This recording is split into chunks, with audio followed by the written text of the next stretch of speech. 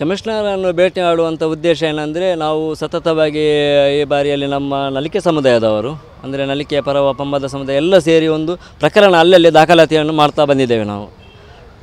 Commissioner ಆಫೀಸ್ಗೆ ನಾವು ಇವತ್ತು 2ನೇ ಬಾರಿ 3ನೇ ಬಾರಿ ಬರುವಂಥದ್ದು ಕಮಿಷನರ್ ಆಫೀಸ್ಗೆ. ಆದರೆ ರಕ್ಷಿತ್ ಜೋಗಿ ಎಂಬ ಕಲಿಯುಗ ಸಿನಿಮಾದಲ್ಲಿ ನಮ್ಮ ದೈವನರ್ತಕರಾಗಿರುವಂಥ ಮಾಯಿಲನನ್ನು ಟಾರ್ಗೆಟ್ ಮಾಡಿ ಅವರಿಗೆ ನಿಂದಿಸಿ ಅಪಹಾಸ್ಯ ಮಾಡಿಸಿ ಅವರಲ್ಲಿ ಸುಳ್ಳು ಸ್ಟೇಟ್ಮೆಂಟನ್ನು ತೆಗೆಸಿ ಇವರೇ ಮಾಯಿಲನಲ್ಲಿ ನಮಗೆ ಸ್ಫೂರ್ತಿ, ನಮ್ಮ ಕಲಿಯುಗ ಸಿನಿಮಾಕ್ಕೆ ಇವರೇ ಮಾರ್ಗದರ್ಶಕರೆಂದು ಸುಳ್ಳು ಆರೋಪಗಳನ್ನು ಅವರ ಮೇಲೆ ಮಾಡಿರುತ್ತಾರೆ. ನಮಗೆ ನಮ್ಮ ಒಂದು ಅಸಾಧ್ಯವಾಗಿರುವಂಥ ವಿಚಾರದಲ್ಲಿ ತಿಳಿದಾಗ ಮಾಯಿಲನನ್ನು ನಾವು ಭೇಟಿಯಾಗ್ತೇವೆ ಅವರ ಮನೆಗೆ.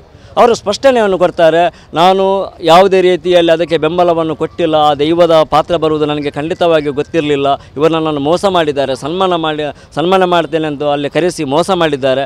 ಅವರು ಅಷ್ಟು ಸ್ಪಷ್ಟನೆ ಕೊಟ್ಟಾಗ ನಾವು ರಕ್ಷಿತ್ ಜೋಗಿ ಅವರ ಮೇಲೆ ಪ್ರಕರಣ ದಾಖಲಾತಿ ಮಾಡ್ತೇವೆ. ಯಾಕೆ ಈ ಸುಳ್ಳು ಆರೋಪವನ್ನು ಕೊಟ್ಟಿದ್ದೆ? ಇಷ್ಟು ಪ್ರಕರಣ ದಾಖಲಾದ್ರೂ ಇಷ್ಟರ ತನಕ ರಕ್ಷಿತ್ ಜೋಗಿ ಮೇಲೆ ಪ್ರಕರಣ ದಾಖಲಾಗಿಲ್ಲ, FIR ಕೂಡ ಆಗಿಲ್ಲ.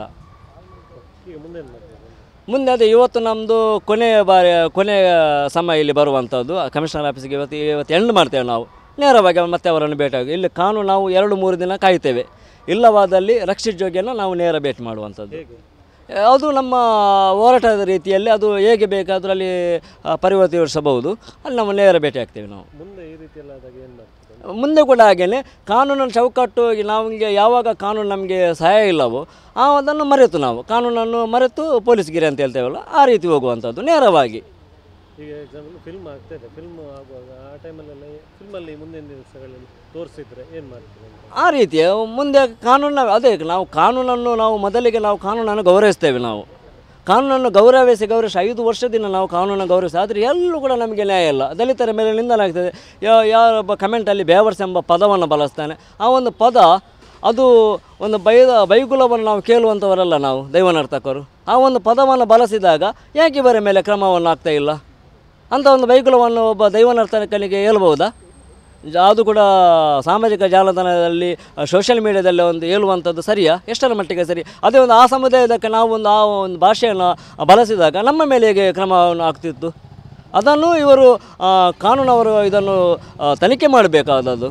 ಇವರು ಇಷ್ಟರ ತನಕ ತನಿಖೆ ಮಾಡಿಲ್ಲ ಅಂದರೆ ನಾವು ಯಾರ ಹತ್ರ ಎಲ್ಲಿಗೆ ಹೋಗಬೇಕು? ನಮಗೆ ಸಂವಿಧಾನದಲ್ಲಿ ಅಂಬೇಡ್ಕರ್ ಅವರು ನಮಗೆ ಹಕ್ಕನ್ನು ಕೊಟ್ಟಿದ್ದಾರೆ. ನಮ್ಮ ಮುಗ್ಧ ಸಮುದಾಯಕ್ಕೆ ದಲಿತರ ಪರವಾಗಿ ನಿಂತಿದ್ದಾರೆ. ನಮ್ಮ ದಲಿತರ ಪರವಾಗಿ ನ್ಯಾಯ ಬೇಕಲ್ವ ನಮಗೆ?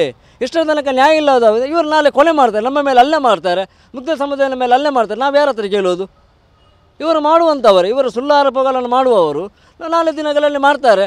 ಒಬ್ಬ ದೈವನರ್ತಕರನ್ನು ಕರೆಸಿ ಹಲ್ಲೆ ಮಾಡುವಂಥದ್ದು ಸಂದರ್ಭ ಬಂದಾಗ ನಾವು ಯಾರ ಹತ್ರ ನ್ಯಾಯ ಕೇಳೋದು? ರಕ್ಷಿತ್ ಜೋಗಿ ಅವನು ಕೂಡ ಮೊದಲಿಗೆ ಹೇಳ್ತಾನೆ, ನಲಿಕೆ ಸಮುದಾಯದವರೇ ದೈವವನ್ನು ಕಟ್ಟಿರುವಂಥದ್ದು. ನಾನೇ ಅವನಿಗೆ 4-5 ಬಾರಿ ಕರೆ ಮಾಡ್ತೇನೆ. 2 ಬಾರಿ ಕರೆ ಮಾಡಿದಾಗ ಅವನು ಹೇಳ್ತಾನೆ, ನಲಿಕೆ ಸಮುದಾಯದ ವ್ಯಕ್ತಿಯ ನೇಮ ಕಟ್ಟಿದ್ದು ಈ ಸಿನಿಮಾದಲ್ಲಿ ಅಂತ. ಆ ನಂತರ ನಾನು ಎಲ್ಲ ದಾಖಲಾತಿಗಳನ್ನು ತಿಳಿದ ನಂತರ ಮತ್ತೆ ಅವನಿಗೆ ಕರೆ ಮಾಡಿದಾಗ ಅವನು ಹೇಳ್ತಾನೆ, ನಾನೇ ದೈವ ಕಟ್ಟಿದಂತ. ಮತ್ತೆ ನೀವು ಯಾಕೆ ತಪ್ಪು ಮಾಡಿದ್ದೀನಿ ಅಂತ ಹೇಳಿದಾಗ ಅವನು ಹೇಳ್ತಾನೆ, ನಾನು ದಾಖಲಾತಿಯನ್ನು ಕೊಡ್ತೇನೆ, ಮಾಯಿಲನ್ನೇ ನಮಗೆ ಪ್ರೇರಣೆ ದಾಖಲಾತಿಗಳನ್ನು ಕೊಡ್ತೇನೆ. ನಾನು 15ರಿಂದ 20 ದಿನ ಅವನಿಗೆ ಕಾಯ್ತೇನೆ ಅವನ ಕಾಲಿಗಾಗಿ. ಯಾವುದೇ ರೀತಿ ಅವನು ಕರೆ ಮಾಡಿದ, ನಿನ್ನೆ ಸ್ಟೇಷನಲ್ಲಿ ಕರೆ ಮಾಡಿದವನು ಕಲ್ಲಂತರ ಫೋನ್ ಕಟ್ ಮಾಡ್ತಾನೆ. ಯಾಕೆ ಈ ರೀತಿ ಮಾಡಬೇಕು? ಅವರು ಒಂದು ಸ್ಪಷ್ಟನೆ ನಿಜವಾದವರು ಸರಿಯಾದ ಮಾರ್ಗದಲ್ಲಿ ಅವರು ಹೋಗ್ತಿದ್ರೆ ಅವರಿಗೆ ಯಾಕೆ ಇಷ್ಟೊಂದು ಭಯ? ಅವರು ಯಾಕೆ ಕಲ್ಲರ ಥರ ಮಾಡೋದು? ಅವರು ನೇರವಾಗಿ ಮಾತಾಡ್ಬೋದಲ್ವ? ಇವತ್ತು ಕೂಡ ನಾನು ಕರೆ ಮಾಡಿದಾಗ ಅವನ ಕರೆ ಸ್ವೀಕರಿಸ್ತಾ ಇಲ್ಲ. ಅವನು ರಿಸೀವ್ ಮಾಡಬೇಕಲ್ಲ, ಇವಾಗ ತಾಕತ್ತಿಲ್ವ ಅವನಿಗೆ? ಇನ್ನೊಬ್ಬರ ಮೇಲೆ ಆರೋಪ ಮಾಡಿದಾಗ ಆ ವ್ಯಕ್ತಿಗೆ ಅಷ್ಟೊಂದು ತಾಕತ್ತಿರುತ್ತೆ. ಇವಾಗ ನಾವು ಕರೆ ಮಾಡಿದಾಗ ಅವನಿಗೆ ರಿಸೀವ್ ಮಾಡ್ಬೋದಲ್ವ? ನಮ್ಮ ದೇಶರು ಕಾರ್ತಿಕ್ ಅಂತ, ನಾವು ಬಂಟ್ವಾಳ ಅಹಮದಾಬಾದಲ್ಲಿ ವಾಸ್ತವಾಗಿದ್ದೇವೆ.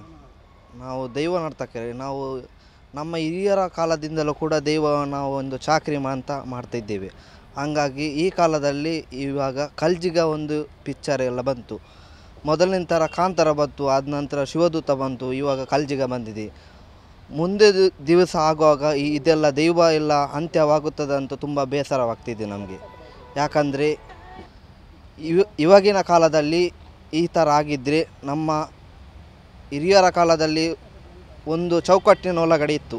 ಇವಾಗ ಏನಂದರೆ ಆ ಚೌಕಟ್ಟಿನಿಂದ ಹೊರಗೆ ಬಂದಿದೆ. ನಾವು ಕೂಡ ಒಂದು ದೈವದ ಕೆಲಸ ಮಾಡಿ ಅದರ ಬರುವ ವೃತ್ತಿಯಲ್ಲಿ ನಮ್ಮ ಹೊಟ್ಟೆಪಾಡಿಗೋಸ್ಕರ ನಾವು ದೈವ ಚಾಕರಿ ಮಾಡ್ತಾಯಿದ್ದೇವೆ. ಹಂಗಾಗಿ ಇನ್ನು ಮುಂದೆ ಆ ಥರ ಆಗಬಾರದು. ಯಾಕಂದರೆ ಆ ಥರ ಆದರೆ ನಮಗೂ ಬೇಸರ, ಮನೆಯವ್ರಿಗೂ ಬೇಸರ, ನಮ್ಮ ನಂಬಿಕೊಂಡು ಬಂದ ದೇವರಿಗೂ ಕೂಡ ಬೇಸರವಾಗ್ತದೆ ಅಂತ ನಾನು ಹೇಳ್ತಿದ್ದೆ. ಈಗ ಪ್ರತಿಯೊಬ್ಬರು ಕೂಡ ಈ ರೀತಿ ವೇಷ ಹಾಕೋದಾದ್ರೆ ನಿಮಗೂ ಅವ್ರಿಗೂ ಏನು ವ್ಯತ್ಯಾಸ ಅಂತ? ಅವರಿಗೆ ಕಠಿಣ ಕ್ರಮವನ್ನು ತುಂಬ ಸಲ ಅವರಿಗೆ ನಾವು ಏನಂದರೆ ಮನವಿ ಮಾಡಿದ್ದೀವಿ. ಅಂದರೆ 3-4 ಸಲ DC ಆಫೀಸಿಗೆ ಬಂದಿದ್ದೀವಿ. ಆದರೆ ಏನೋ ಪ್ರಕರಣ ಕೂಡ ಯಾರು ಕೂಡ FIR ಮಾಡ್ತೇ ಇಲ್ಲ.